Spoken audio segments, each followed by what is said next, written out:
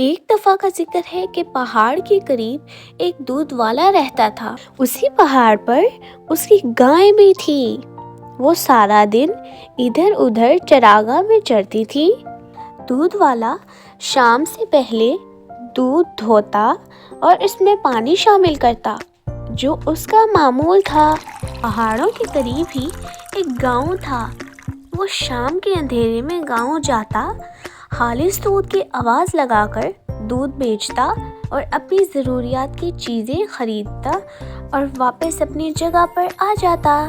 ایک دفعہ جب وہ گاؤں دودھ بیچنے گیا تو ایک آدمی نے اس کو اپنے پاس بلا کر کہا، تمہارے دودھ میں بہت زیادہ پانی ہوتا ہے، دودھ میں پانی نہ ملایا کرو۔ دودھ والا یہ بالکل نہ مانتا کہ وہ دودھ میں پانی ملاتا ہے، جبکہ وہ دودھ میں روزانہ پانی ملاتا تھا۔ اور جب لوگ زیادہ اس سے شکایت کرنے لگتے تو وہ کہتا، دودھ میں پانی کا ہونا تو فطری امر ہے، میں پانی ملانے والا کون ہوتا ہوں؟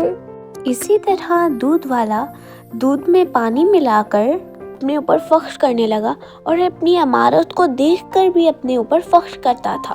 اب دودھ والے میں بہت اکڑ آ چکی تھی، کسی کی شکایت نہ سنتا، اسے صرف دولت کمانے کی رغبت تھی۔ ہرس و ہوس جب بڑھ گئی تو دودھ میں پانی نہ رہا بلکہ پانی میں دودھ رہنے لگا۔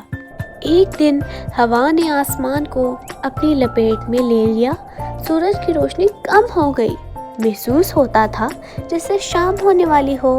دودھ والا ہوا کو دیکھ کر بہت خوش ہوا اور کہنے لگا، ہوا چل رہی ہے، بارش برسے گی، گائیں چریں گی اور زیادہ دودھ دیں گی، اب تو دولت میرے قدموں میں ہوگی۔ دیکھتے ہی دیکھتے بادل کڑکا، بجلی چمکی، بوندیں ٹپکی اور موسلا دھار بارش ہونے لگی۔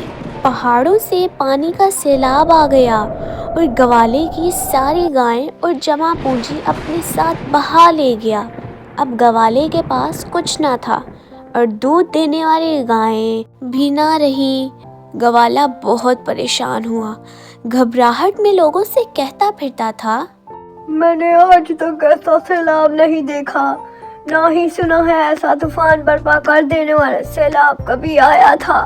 معلوم نہیں اتنا پانی کہاں سے آ گیا جو سب کچھ اپنے ساتھ بہا لے گیا۔